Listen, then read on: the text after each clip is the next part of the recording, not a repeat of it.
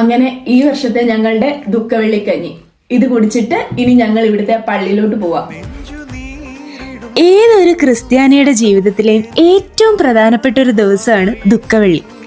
കഞ്ഞിയും പയറും എപ്പോൾ കിട്ടിയാലും ആസ്വദിച്ച് കഴിക്കുന്ന ഒരാളാണ് ഞാൻ. ബാക്കി ഏതൊക്കെ ദിവസം നമ്മൾ കഞ്ഞി ഉണ്ടാക്കി കുടിച്ചാലും ദുഃഖവെള്ളിയാഴ്ച പള്ളിയിൽ നിന്ന് കിട്ടുന്ന ആ കഞ്ഞിയുടെ അത്ര സ്വാദ് ഒരിക്കലും തോന്നില്ല. രാവിലെ തന്നെ പള്ളിയിൽ പോയി വൈകുന്നേരം വരെ വിശന്നിരിക്കുമ്പോൾ ഉണ്ടാവുന്ന ആ ഒരു വിശപ്പിന്റെ രുചിയായിരിക്കും അല്ലേ. ഇവിടെ നമുക്ക് പള്ളിയിൽ സർവീസ് ഉച്ച കഴിഞ്ഞിട്ടാണേ. അത് തന്നെയല്ല, ഇവിടെ കഞ്ഞിയും പയറും പപ്പടവും ഒന്നും കിട്ടുന്ന ഏർപ്പാടൊന്നും ദുഃഖവെള്ളിക്കില്ല കേട്ടോ. ദുഃഖവെള്ളിയാഴ്ചയുടെ ഒരു ഫീല് കിട്ടാനായിട്ട് നമ്മൾ ഇന്ന് കാര്യമായിട്ട് ബ്രേക്ക്ഫാസ്റ്റ് ഒന്നും കഴിച്ചിട്ടുണ്ടായിരുന്നില്ല. കുട്ടിക്കാലം മുതൽ പള്ളിയിൽ ദുഃഖവെള്ളിയാഴ്ച പോകുമ്പോൾ ബ്ലാക്ക് ഡ്രസ്സ് ഇടുന്നത് ഒരു പതിവായതുകൊണ്ട് ഈ വട്ടവും അതിനൊരു കുറവും വേണ്ടെന്ന് വെച്ചു. ഇനി നമുക്ക് നേരെ പള്ളിയിലോട്ട് പോവാം.